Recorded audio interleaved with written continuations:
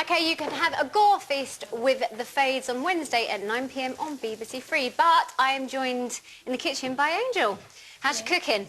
I think I'm a pretty good cook. Think you're pretty good. Oh, I'm feeling the confidence. What kind of things do you cook? I do a nice slow roast pork belly with sweet potato gratin. It's pretty good. Sweet potato gratin. That's good. Giving you a run for your money, Mr. So who taught you Rimmer. to cook? And my grandma and my mum. My grandma's an amazing cook and my mum's picked it up from her. So we used to have to, my brother and I used to have to eat every Thursday. We take turns to go shopping and do the cooking. So we've always cooked since we were quite little. Is food good on set? You get good food when you're working? We get catering. Yeah, it's not bad. Not bad. It's especially good when we're in France, obviously. Oh, I know. Well, we did say that actually when we were talking it through, and you said France. I thought, I bet the food's good there. Yeah, lots of cheese. You know when you used to do videos, you must have had amazing food then because you must have been able to demand certain things. Yeah, you must be able to say, we want, you know, I want swan or whatever it might be. Swan. I don't think yeah, no, it was nice. You could sort of request what you felt like, and they would come and cook it for you.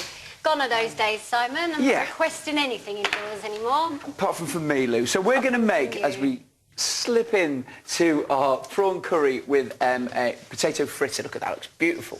So what we've got for it, we've got some onion, we've got some ginger, we've got some garlic, we've got some chilli, some beautiful prawns, but it could be anything. But there's something about this is a smallish dish. It's not a main course. Can I ask, does it have to be with prawn, or could I replace the prawn? You could. Because I'm not a lover of prawn.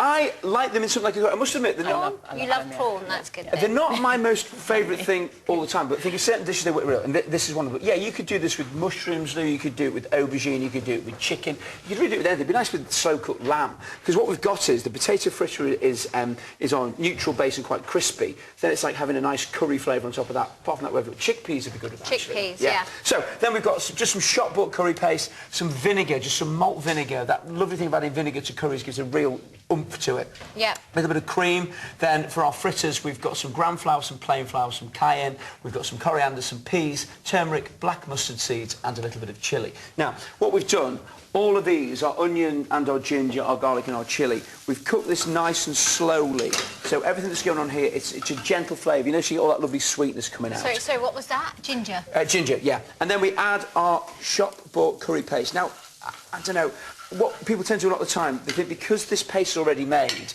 that it's then ready to go. You need to cook this paste out still.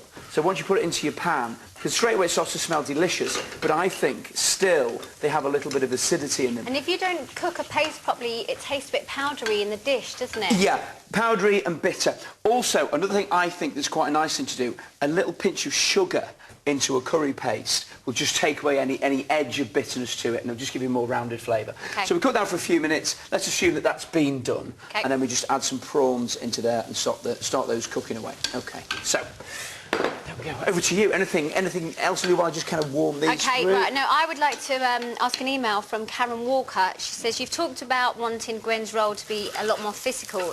Is this something that will happen in the next series? There's a few moments, still quite not enough, like playing with a sword, which is you want to play with a sword? Yeah, okay. But it's mainly the boys that get to play with swords. There's a little bit of it, but yeah, still not quite enough. And do you do your own stunts if you have any? If we can, we will. I mean, I do have stunt men that come in and do like quite a lot of fighting. I mean, Bradley's got really good at fighting. So you'd have to kind of rehearse and go through. You'd be taught exactly what to do. Yeah, it's kind of like learning a dance routine or whatever, and then you kind of do it. And it's always split up into little bits as well. It's kind of exciting when you're a girl though, because you don't really get. There's not many roles where you get to kind of get down and dirty and physical and wave a sword around. Yeah, and go horse riding and stuff. The horse riding is really fun. I really like it. Could you ride before? Yeah, I used to be really So you were quite... Oh, that was handy then. Yeah.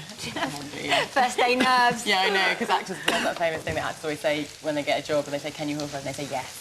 And then it comes to the day and they can't. That has happened to me before. Oh, really? Yeah, I can horse ride and I get there and think, whoa, if I stay on this horse longer than 3 minutes, it's going to be a miracle.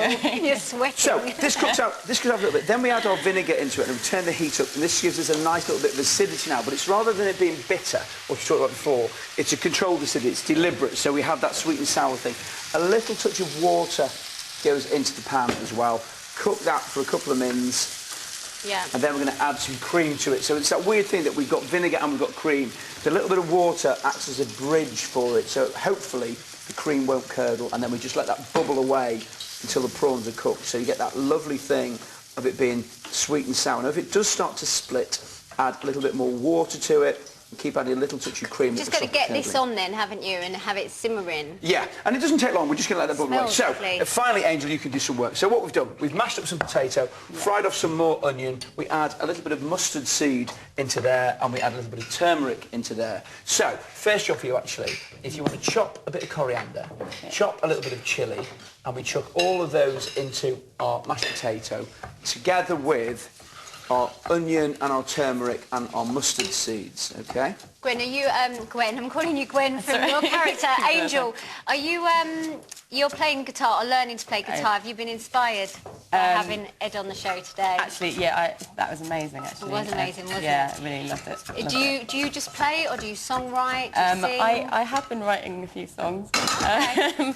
but I've only sort of been playing for like the last year or something, just teaching myself, and it's quite good for when you're sort of in between scenes at work and you've got in your dressing room, if you're in your dressing room having a little tune, do people come by? Sometimes the walls are really thin, so often I think I'm just sort of disturbing people when I'm practising, but I've improved, so hopefully it's Is it something nice. you'd like to do in the future, maybe go into music? Maybe, yeah. I mean, I've always loved singing, and when I first started doing any sort of performance, it was school plays, and we always, you know, they're always musicals. Yeah. So, yeah, I'd quite like to possibly pursue that at some point, maybe. Because I was saying that thing to Ed before, and if you're saying you're writing songs, I think that having that confidence to then do that to other people, it's a big thing, isn't it? Yeah, I mean, I've never actually performed, you know, live kind of with my own stuff, but maybe one day. Well, we can go and ask if we can borrow Ed's guitar. Yeah. Time for a little quick song. So, over there. And then all of that goes into there, and then basically just start working that together with your hands, Angel. So Is that small enough for the chili? That's fine. Yeah, it's absolutely fine. Because basically what we're going to make now are little potato fritters. So, and really work it. What you want to do is really squash it together so that all those things go. Even if you squash the peas and everything, it doesn't really matter. Our curry is bubbling away quite beautifully here. So what's this going to be, like a potato? It's going to be like a little potato thing? fritter. So you could either just have them like that and fry them, but what we're going to do is make a quick batter with them as well. So 2 types of flour and some cayenne, the gram flour and the cayenne and the plain flour, and then we whisk in a bit of water until it becomes a thing. Is that all right? Beautiful. And then just mould them into little balls, what we're looking for. And again, it's important that the whole together, because we're going to fry these, then we've got to make sure that they're really compact. So you're looking at that kind of size, and really work it well, and then just slightly flatten it so it's almost like a little potato cake. Okay. Okay? Yeah. And then what we do, we're going to dip them into the batter. Now, if you wanted to keep this a little bit more healthy, or you didn't want to do the batter, then you could just fry those off like that, or even grill them, brush them with a bit of oil. And we're looking, from a batter point of view, for this to be quite a heavy batter, because we want them to hold together when they go in. Can I do one more email? Go for it. Because I'm interested in this one. It's from Kate, and it says, will Lancelot be back this series, and will there be any romantic development? Lancelot does come back this series, yes, and he sort of causes a few problems. Romantic and throw problems? the spanner in the works. Yeah, there's a kind of, this series kind of focuses on that love triangle, the kind of Arthur Guinevere. Because that's kind of the interesting stuff. Yeah, the love triangle. particularly for me, yeah. Beautiful. Yeah. OK, so then these go into our batter, and then all we do is just dip them in well. And the reason that you have to make sure you work these quite well is because if you haven't got them compact, as you try and put them in there, they'll begin to break up. So we just then fry them. So, if you didn't want to put them in batter, would that be a huge issue? Yeah, absolutely fine. Yeah, as I say, you could grill them, Lou. Just brush them with a bit of oil, stick them under the grill. Healthy They'll option. be absolutely fine, yeah.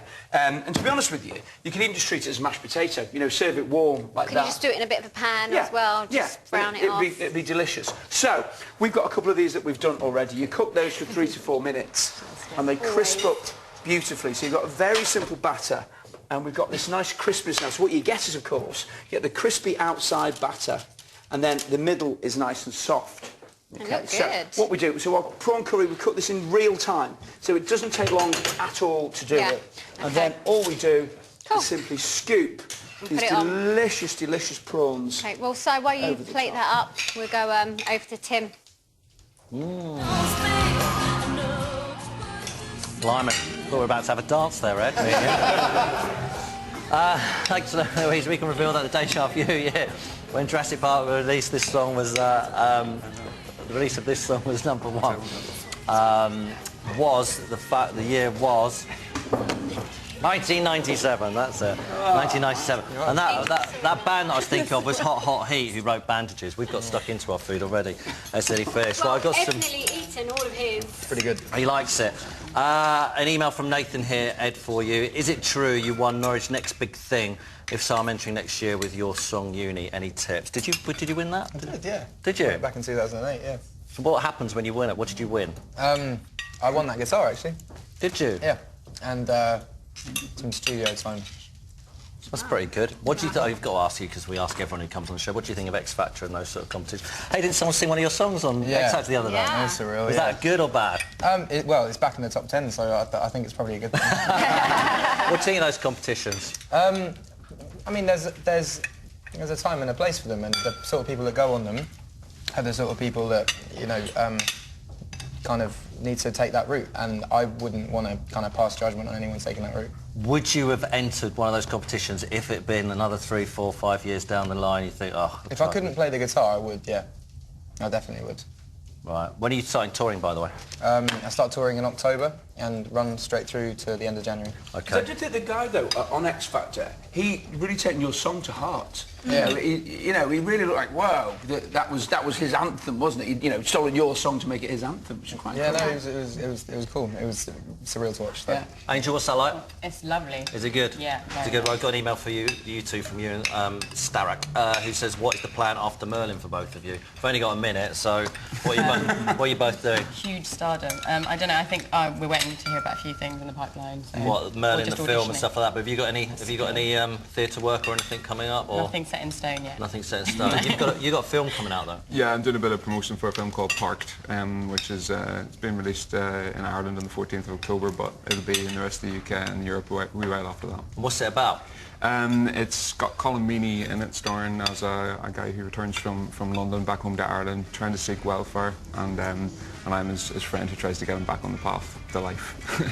Ah, yeah. Good film? Yeah, brilliant. Yeah, really good. Is it going to come out over here as well, or? Yeah, it's maybe a week or so after the 14th of October. Yeah. All right, brilliant. We're almost over the finishing line now. A big thanks to our guests, Angel and Colin from Merlin, and to Ed Sheeran. Next Sunday guest is Strictly Blonde Bombshells. Robbie Savage on the show. And all I'm going to rib him. Plus Scottish acting legend Dennis Lawson. It's going to be a good show. This is something for the weekend. Enjoy your Sunday, whatever you do, and see you next week. Goodbye.